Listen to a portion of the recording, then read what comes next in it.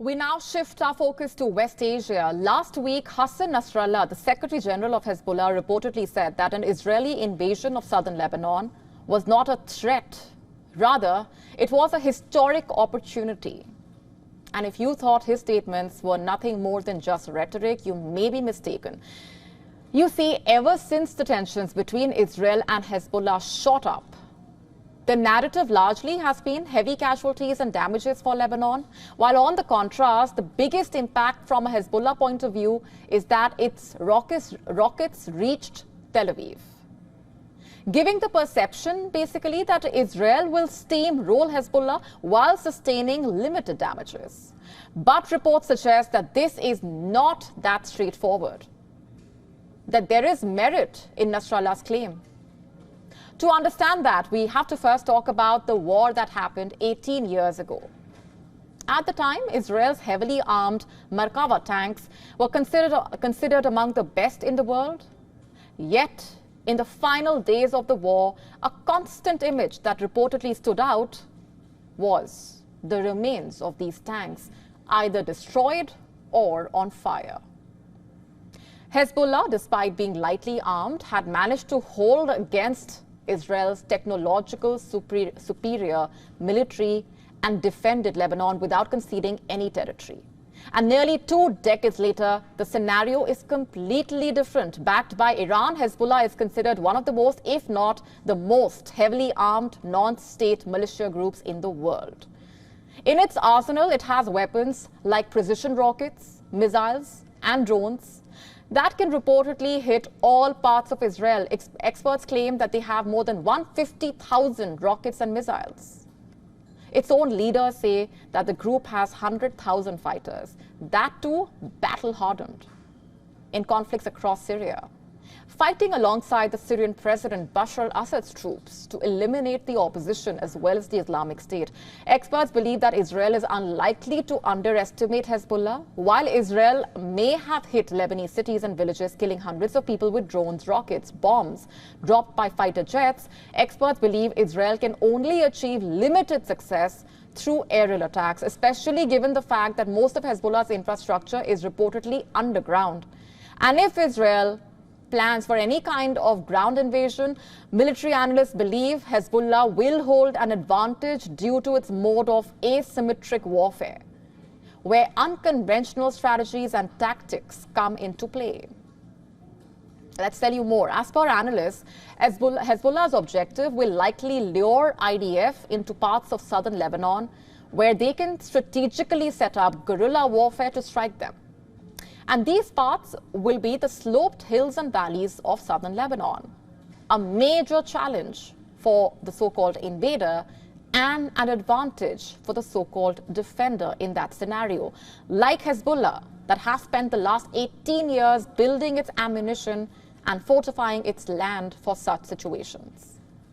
In fact, experts have said that the slopes will give Hezbollah positions a clear view of the approaching army and turn them into a potential killing zone. As per experts, its fighters consist mainly of light infantry trained and set up for stealth as well as mobile operations. Not just that, they are trained in such a manner that small units can take autonomous decisions with an ability to set up a launch site, fire and disperse towards the target in as little as 28 seconds.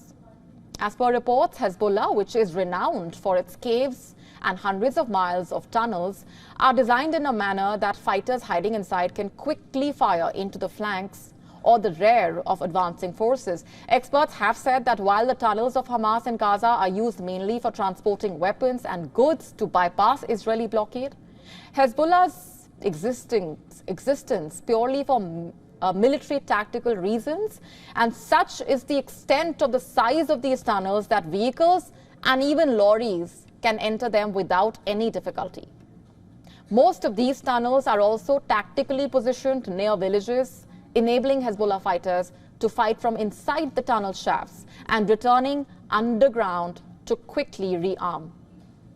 In fact, last month, a Hezbollah video showed the world a preview of their extensive tunnel work. where fighters could be seen driving large lorries transporting missiles through well-lit underground roads, perhaps a staunch warning to potential invaders. Now, we have spoken about the hilly and village terrain, but even in an urbanized terrain, Hezbollah, according to experts, has its own set of advantages, like taking hit-and-run attacks, where two fighters would turn up on a two-wheeler launch missile on an enemy and flee. Now, Hezbollah also reportedly has a large number of mid-range missiles, long-range missiles, ballistic missiles, drones and mines acquired from Iran. Hezbollah is equipped with rocket-propelled grenade launchers and anti-tank laser missiles. Reportedly, more than 10,000 of their missiles are long-range, precision-guided ones that can actually hit anywhere in Israel, anywhere. Just earlier this week itself, Hezbollah's missile, if you remember, managed to reach Tel Aviv, the heart of Israel. While earlier today, in a statement, Hezbollah said it had launched a barrage of missiles on Israel's Rafale military facilities north of Haifa. Now, these scenarios we mentioned are only applicable if there is a ground invasion by Israel, of course. One that now seems increasingly likely, by the way. We are not the ones saying this. Reports are indicating, as per reports, while addressing troops on the northern Israel border, the Chief of Staff, Lieutenant General Herzi Halevi, said that the latest airstrikes by Israel were carried out as a precursor for ground operations in Lebanon, and Israel does not seem to be backing down just yet. The US, the UK, the European Union, Arab countries, among others, called for a 21-day ceasefire, remember, across the Israel-Lebanon border at the UN General Assembly in New York. A proposal that was quickly rejected by Israel. There will be no ceasefire in the north. We will continue to fight with all our strength until victory and the safe return of the residents of the north to their homes. That's what Israel's foreign minister, Israel Katz, said on the platform X. Earlier, Israeli Prime Minister Benjamin Netanyahu's office reportedly issued a statement saying that he had not even responded to the truce proposal and that he has instructed the military to keep fighting. As Israel continues to press on, there are growing fears among the world leaders that West Asia is on the brink of a regional war, one echoed by US President Joe Biden, who on Wednesday reportedly warned of the possibility of an all-out war in West Asia due to the Israel-Hezbollah conflict. At this moment, the way things stand, it appears the question is no longer of whether, rather than when will Israel attack Lebanon via a ground invasion. One thing is clear, it will not be straightforward and easy, like we said. It seems Hezbollah has spent decades preparing for this moment. To stay up to speed with the latest news, download the WION app and subscribe to our YouTube channel.